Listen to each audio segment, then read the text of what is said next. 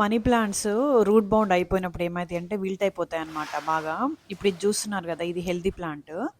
నీళ్ళు పోసినప్పుడు ఆకులు హెల్దీగా ఉండడము, మధ్య మధ్యలో ఆకులు లూజ్ అవ్వకుండా స్టెమ్ అంతా కూడా ఆకులు కంటిన్యూస్గా ఉండడం ఇదంతా ఉంది కదా. బట్ ఇది చూడండి, మధ్య మధ్యలో ఆకులంతా పోయి ఇట్లా వడలిపోతూ ఉంటుంది అనమాట ఎంత నీళ్ళు పోసినా కూడా.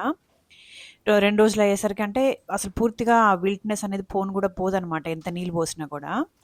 ఇంగా చూడండి, వారానికి ఒకసారి ఆల్మోస్ట్ హాఫ్ లీటర్ అంతా నీళ్ళు పోస్తున్నా. ఆ నీళ్ళు అంతా అడుగున నిలబడిపోతున్నాయి కానీ మొక్క పీల్చుకోవట్లేదనమాట. సో ఇట్లా విల్ట్ అయిపోయే ఉంటది. ఇంగప్పుడు ఇది వాటర్ ప్రాబ్లమ్ కాదనమాట. ఎంత నీళ్ళు పోసినా కూడా అదంతే.